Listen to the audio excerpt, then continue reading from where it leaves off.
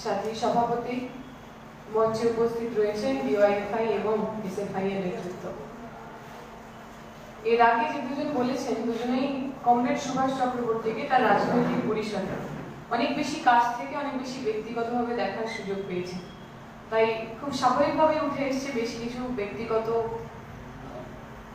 Experience বা অভিজ্ঞতা, বেশ কিছু একসাথে কাটানো মুহূর্ত, এবং তাদের নজর দিয়ে, তাদের চোখ দিয়ে আমরা কমরেড সুভাষ চক্রবর্তীকে জানার, বোঝার চেষ্টা করেছি।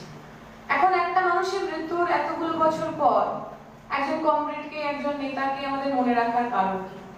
আমরা যারা বামপন্থী রাজনীতিতে বিশ্বাস করি, আমরা যারা বামপন্থায় বিশ্বাস করি, অথবা আমরা যারা মার্ক্সবাদে বিশ্বাস করি, আরো একটু যদি বড় করে বলতে চাই, আমরা তো এটা বিশ্বাস করি যে একজন ব্যক্তি, তার যে ভূমিকা, বা একজন ব্যক্তি তার যে কন্ট্রিবিউশন, তার চেয়ে অনেক বড়, তার চেয়ে অনেক বেশি পার্টি বা সমষ্টি যে কন্ট্রিবিউশন বা তাদের যে অবদান। তাহলে একটা মানুষের মৃত্যু দিন, একটা মানুষের মৃত্যুর এত বছর পর তাকে মনে করার কারণ নেই। কারণ আমরা যারা মার্ক্সবাদে বিশ্বাস করি, আমরা যারা মার্ক্সবাদকে চর্চা করার চেষ্টা করি, আমরা আমাদের চর্চা থেকে, নিজের জীবনের অভিজ্ঞতা থেকে বুঝেছি, এই যে সমষ্টির এগিয়ে যাওয়া, এই যে আদর্শের এগিয়ে যাওয়া, এই যে পার্টির এগিয়ে যাওয়া, এই পার্টির এগিয়ে যাওয়াতে, আদর্শের এগিয়ে যাওয়াতে ব্যক্তির, ইন্ডিভিজুয়ালের একটা অদ্ভুত ধরনের অবদান থাকে। আমি যে বিষয়ে বিশ্বাস করি, আমি যে রাজনীতিতে বিশ্বাস করি, আমি সেই বিশ্বাসকে আমার জীবনে চর্চা করতে পারছি কি পারছি না। আমি যে দলের প্রতিনিধিত্ব করি, যে দলের নেতা, যে দলের কর্মী হিসেবে নিজেকে বলি, সেই দলের মতাদর্শকে এগিয়ে নিয়ে যেতে পারছি কিনা। কমরেড সুভাষ চক্রবর্তীরা আমাদের জন্য আইডল, কমরেড সুভাষ চক্রবর্তীরা আমাদের জন্য অনুপ্রেরণা। কারণ যে রাজনীতির কথা আমরা বলি, যে বামপন্থার কথা আমরা বলি, যে সমাজ বদলের স্বপ্ন আমরা দেখি, সেই সমাজ বদলের স্বপ্নকে নিজের জীবনে কি করে অনুশীলন করতে হয় তা কমরেড সুভাষ চক্রবর্তীরা শিখিয়ে গেছে। কালকে দাদা বলছিল, একটা মিটিং এ আমরা ছিলাম, এবং সেখানে এই কথাটা, আমরা ভারতের ছাত্র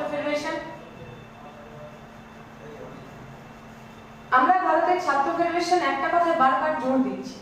আমরা নির্বাচনের সময় দেখেছি, তার আগেও দেখেছি, একটা অদ্ভুত ধরনের বিচ্ছিন্নতা, এলিমিনেশন।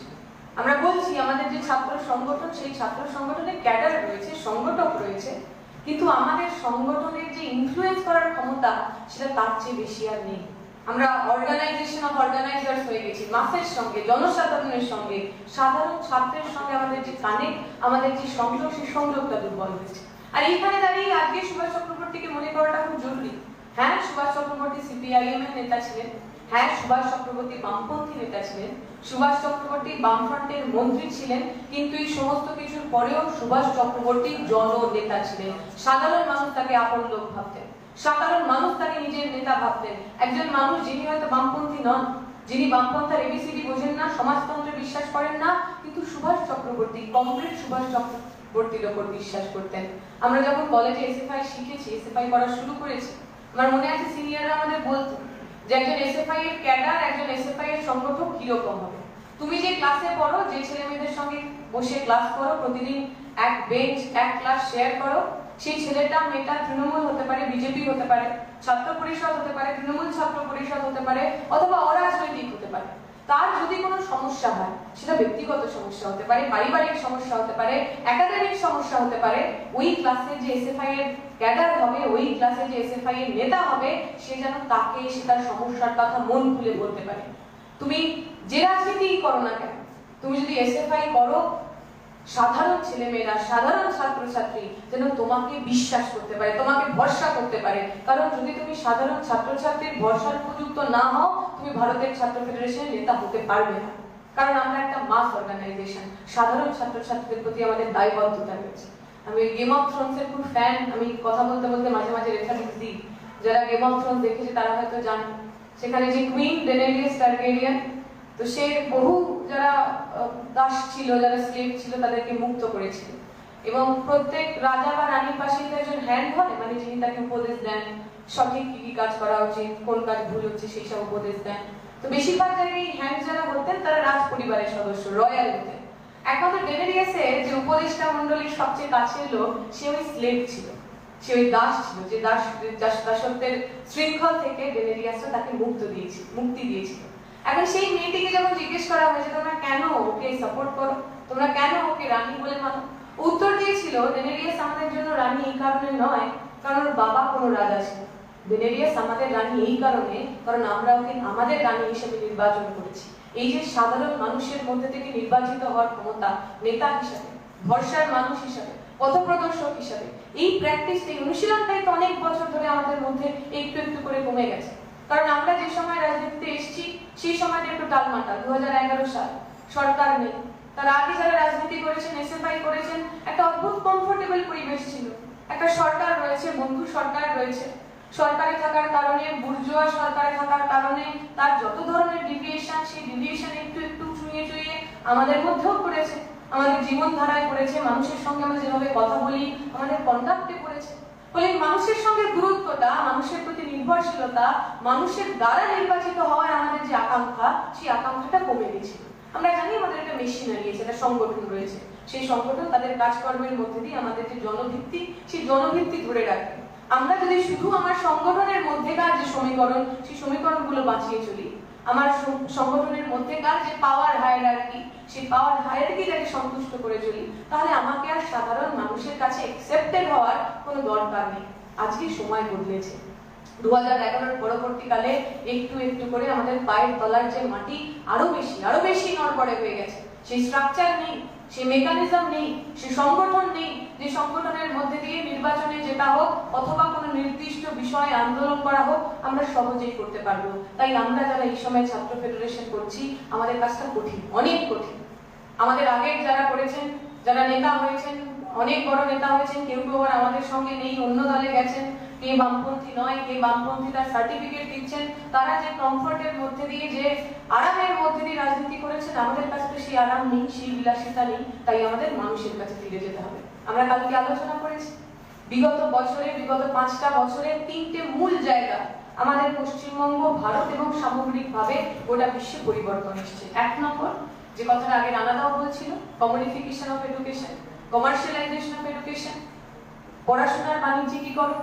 যেভাবে পুঁজি এডুকেশনে ইনভেস্ট করছে, বেসরকারি কলেজ, বেসরকারি ইউনিভার্সিটি, রাষ্ট্র যেভাবে তাতে মদত দিচ্ছে, একমাত্র কেরালা ছাড়া সারা ভারতে হয়তো কোনো একটাও জায়গা নেই যে জায়গায় বেসরকারি স্কুলের চাইতে সরকারি স্কুলের সংখ্যা বেশি। কেরালা করে দেখিয়েছে। বিকল্প বামপন্থা তারা পাঠ দিয়েছে, কিন্তু এটা আমাদের মানতে হবে। সারা দেশ জুড়ে রাষ্ট্রীয় মদতে বেসরকারি পুঁজির লগ্নি শিক্ষা ক্ষেত্রে বেড়ে চলেছে। এবং যদি বাণিজ্যিকীকরণ হয়, যদি বেসরকারি পুঁজি শিক্ষা ক্ষেত্রে আসে, তাহলে কি হবে আমরা সবাই জানি। এসএফআই করার সময় আমাদের বারবার বলা হয়, যদি আমার এটা ইন্টেনশন হয়, আমি একজন ব্যবসায়ী, আমি একজন উদ্যোগপতি, আমার যদি ইন্টেনশন আমি একটা স্কুল খুলবো, একটা ইউনিভার্সিটি খুলবো, একটা ইঞ্জিনিয়ারিং কলেজ খুলবো, আমার ইচ্ছাটা কি, আমার মোটিভটা কি, আমাকে মুনাফা কামাতে হবে। আমি যত টাকা ইনভেস্ট করলাম তার 2 গুণ টাকা আমি একটা ইউনিভার্সিটি, কলেজ অথবা স্কুল থেকে তুলে আনতে হবে। ফলে আমি কি করব? ফলে যে ছেলেমেয়েরা, ছাত্রছাত্রীরা পড়াশোনা করতে আসে, তাদের ফিস বাড়াবো, তাদের নানা ধরনের, কখনো এস্টাবলিশমেন্ট ফিস, কখনো অমুক ফিস, তমুক ফিস, এর মধ্যে দিয়ে শিক্ষাটাকে আমি এক্সপেন্সিভ করে তুলবো, দুর্মূল্য করে তুলবো। এই দুর্মূল্য করে তোলা আমাকে দুটো জিনিস সার্ভ করে। একটা, আমার কাছে টাকা আসছে, অর্থ আসছে। আর দ্বিতীয়ত, আমরা যে অদ্ভুত একটা পুঁজিবাদী সমাজে বসবাস করি, যেখানে আমাদের মনে হয় যা কিছু বেশি দামি সেটাই হয়তো ভালো।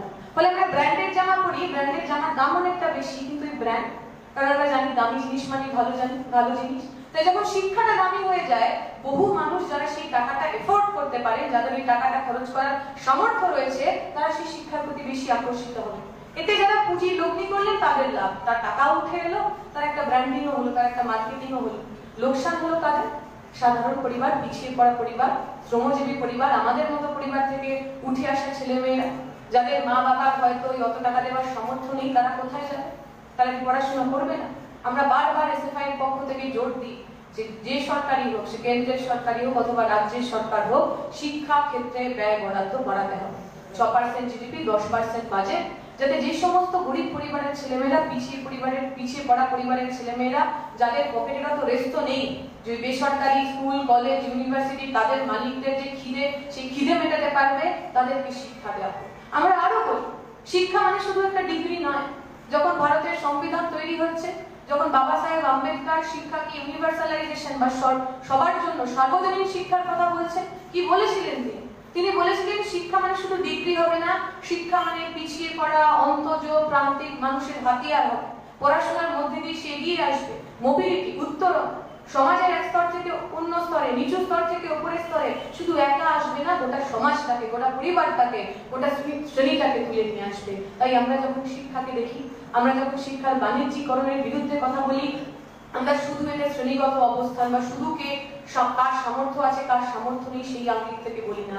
আমরা বলি শিক্ষাকে সার্বজনীন হতে হবে, কারণ শিক্ষা ছাড়া এই সমাজ বদলের আর কোনো উপায় নেই।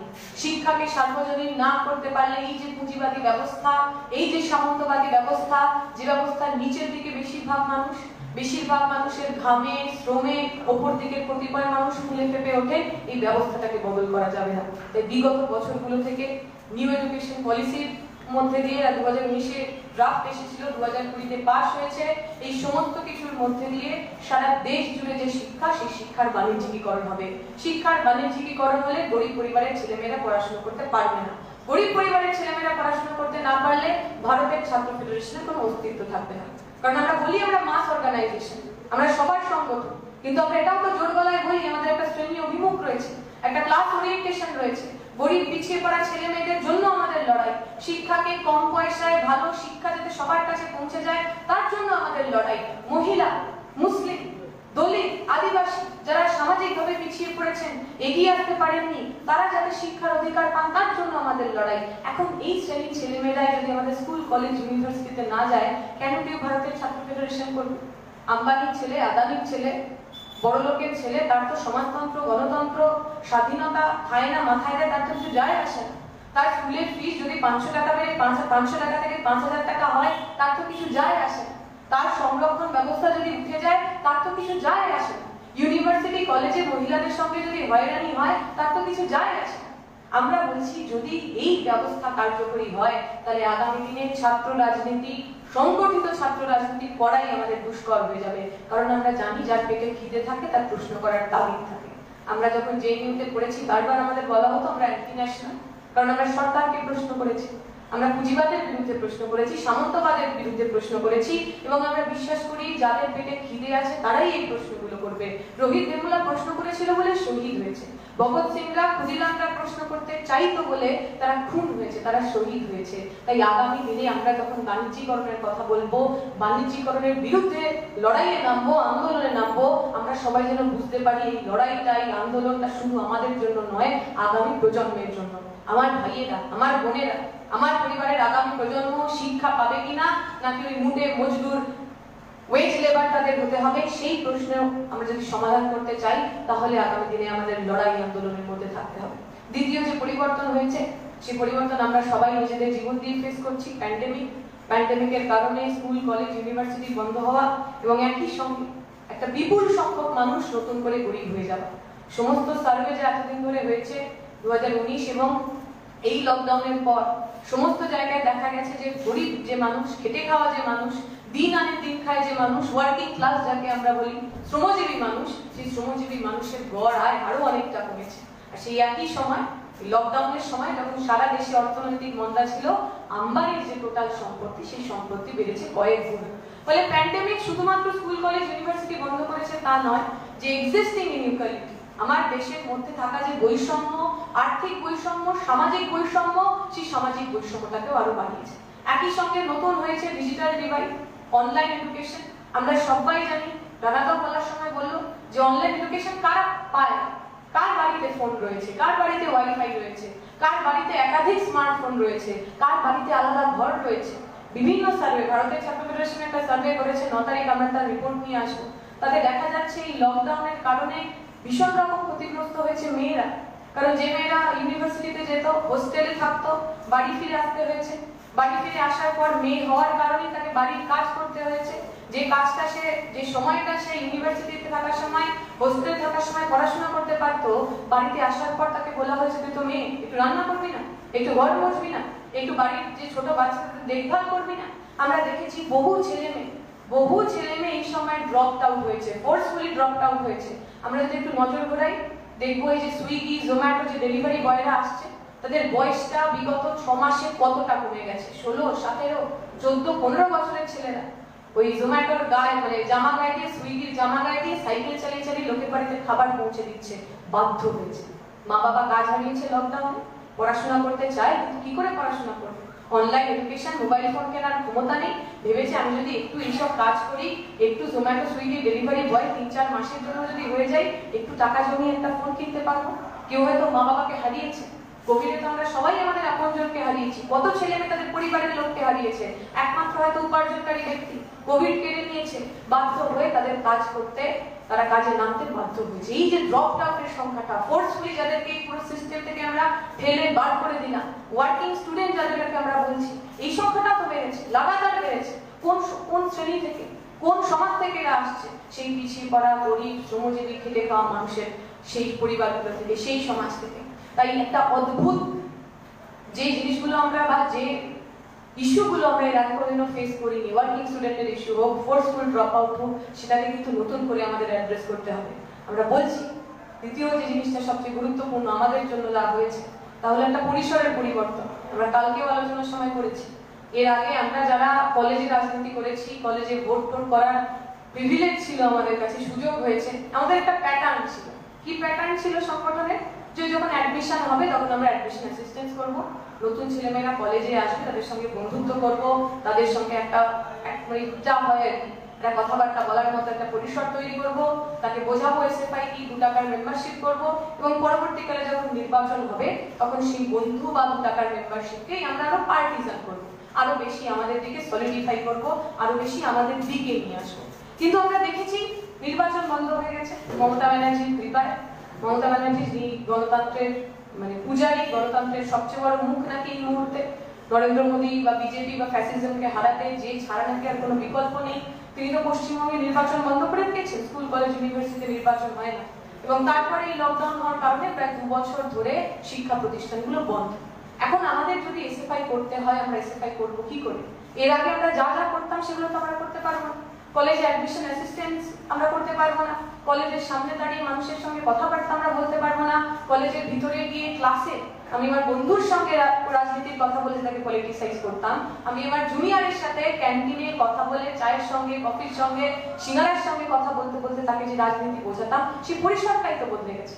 এবং এই যে পরিসরের বদল, এই পরিসরের বদলটা কিন্তু শুধু স্কুল কলেজ ইউনিভার্সিটি বন্ধ থাকাতে থেমে থাকে, বিকল্প পরিসর এসেছে। বিকল্প পরিসর কি? ডিজিটাল। এই যে এতটা সময় আমার কাছে খালি, আমি স্কুল যাচ্ছি না, ইউনিভার্সিটি যাচ্ছি না, কলেজ যাচ্ছি না, কি করছি? কেউ হয়তো টিকটক করছে, কেউ ইনস্টাগ্রাম করছে, কেউ হয়তো পাবজি খেলছে, কেউ হয়তো অনলাইন গেমিং করছে। এখন এই পরিসরটা কিন্তু আমরা যে পরিসরে রাজনীতি করি তার থেকে খুব আলাদা। মানে ধরা যাক আমি সোশ্যাল মিডিয়াতে অনেকটা সময় কাটাই, এর আগে যখন স্কুল কলেজ ছিল আমার কলেজের বন্ধু ছিল, আমার কোচিং এর বন্ধু ছিল, যে ট্রেনে করে আমি কলেজ যাই সেই কলেজের কিছু বন্ধু ছিল, ফলে আমার যে শারীরিক পরিসর, সেই শারীরিক পরিসরের মধ্যে দিয়ে আমি বন্ধু তৈরি করেছি, কমরেড তৈরি করেছি, ইত্যাদি ইত্যাদি ইত্যাদি। এখন যে পরিসরে আমি ইন্টারঅ্যাক্ট করছি বা যে পরিসরে আমি বন্ধু বানাচ্ছি, এই পরিসরটা তো আমার কন্ট্রোলে নেই। আমি ফেসবুকে কার সঙ্গে বন্ধু হব এটা তো ফেসবুকের অ্যালগরিদম ঠিক করছে। আমি কার সাথে বেশি কথা বলতে পারবো বা কার ফিডটা আমার প্রোফাইলে বেশি বেশি করে আসবে, এটা তো ফেসবুকের অ্যালগরিদম ঠিক করছে। এবং আজকে এই পেগাসাসের সমস্ত কথাবার্তা সামনে আসার পর আমরা তো বুঝতে পারছি আমাদের যা এই ডিজিটাল কমিউনিকেশন, যা আমরা একে অপরের সঙ্গে আদান প্রদান করছি, সমস্তটাই কন্ট্রোল, সমস্তটাই কেউ না কেউ সার্ভিলেন্স করছে, সমস্তটাই কারোর না কারোর নজরদারির মধ্যে রয়েছে। ফলে আমি যদি বামপন্থী মনোভাবাপন্ন হই, আমি ফিডে কি দেখবো, আমি আমার সোশ্যাল মিডিয়াতে কি কন্টেন্ট পাবো, সেইটা নির্ধারণ করার সুযোগ, সেইটা নির্ধারণ করার অধিকার বা সেইটা নির্ধারণ করার ক্ষমতা আমার কাছে নেই। যে সমস্ত ওই আবার গ্লোবাল ক্যাপিটাল যারা এই সোশ্যাল মিডিয়াগুলোকে কন্ট্রোল করে, ফেসবুক হতে পারে, ইনস্টাগ্রাম হতে পারে, টুইটার হতে পারে, তাদের সবার মধ্যেকার যে বোঝাপড়া, সেই বোঝাপড়ার মধ্যে দিয়ে নতুন করে একটা পরিসর তৈরি হচ্ছে, একটা স্পেস তৈরি হয়েছে। এখন আমাদের কাছে চ্যালেঞ্জ যে নতুন পরিসরটা আমরা কি করে ব্যবহার করব। আগের মেথড তো আমাদের আর কাজ হবে না।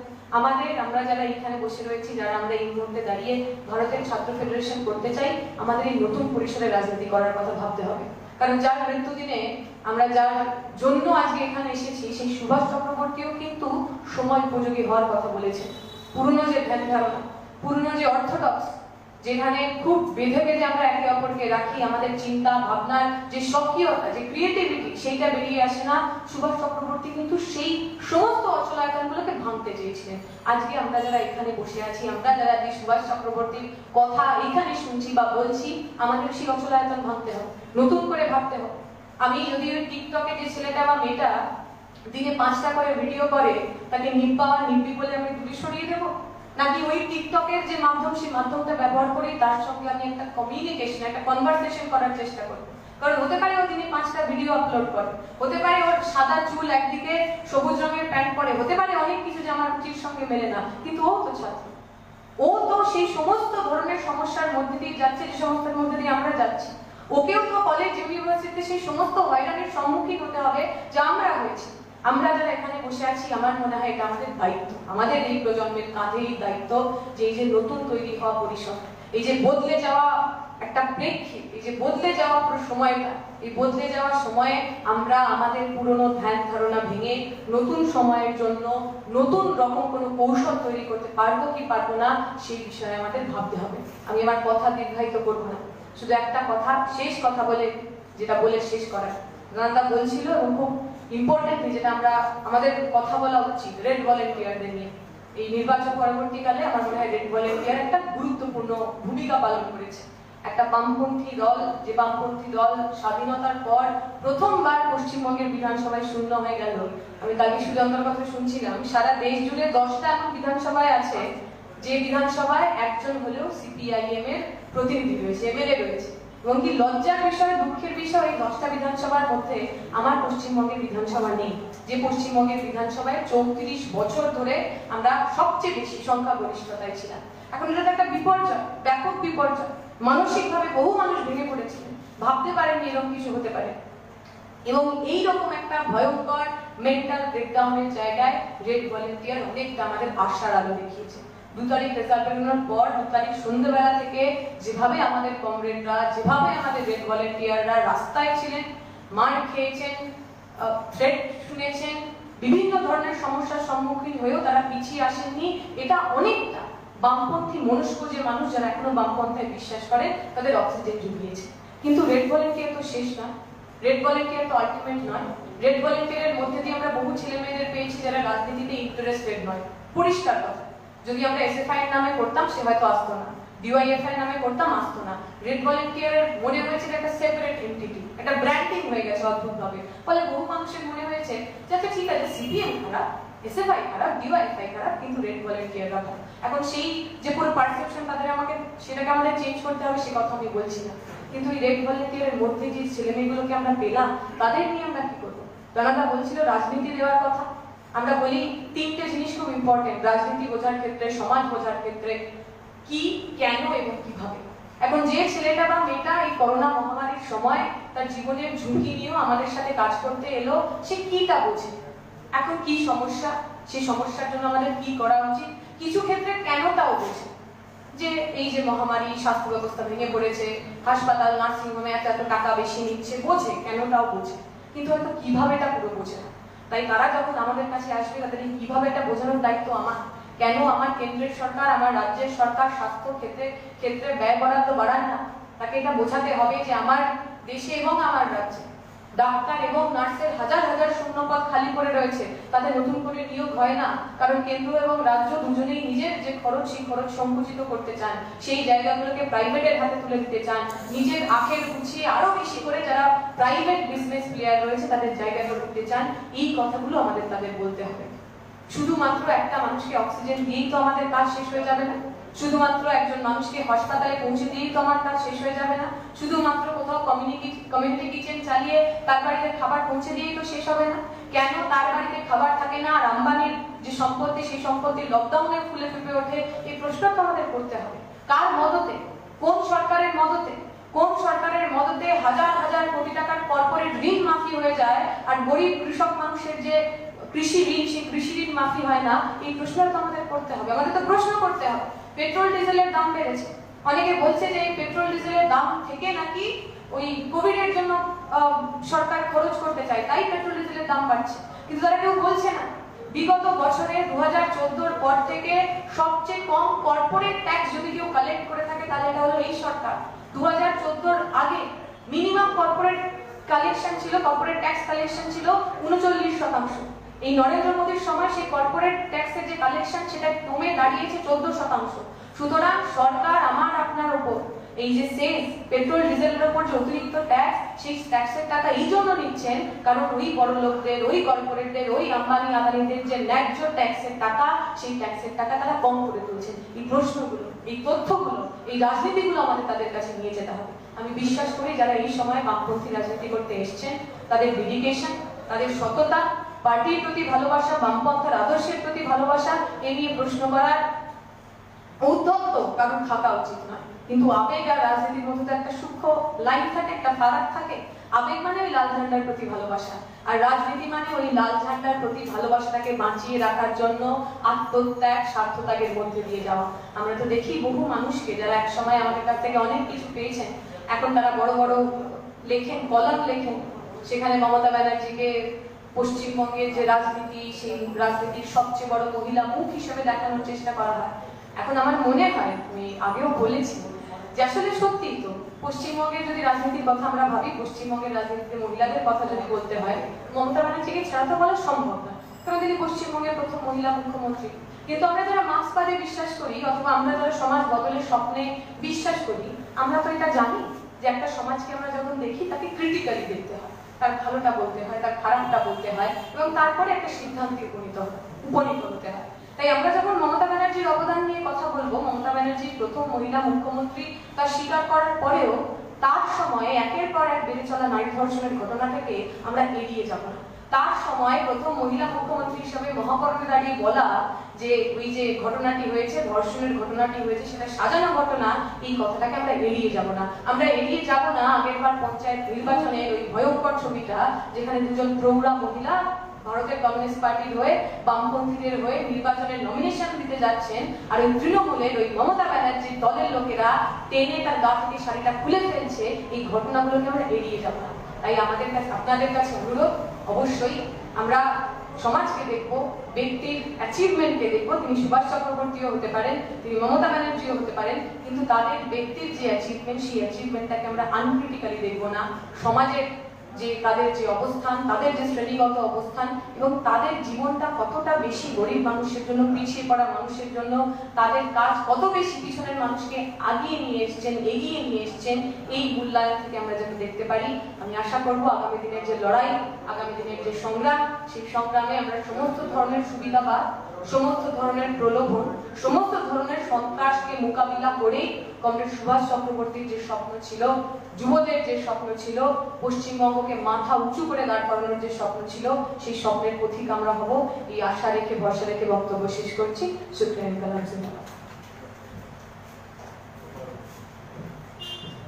কমরেড দীপশিতা দত্তকে উত্তর চব্বিশ পরগনা জেলা কমিটির পক্ষ থেকে অভিনন্দন জানাই।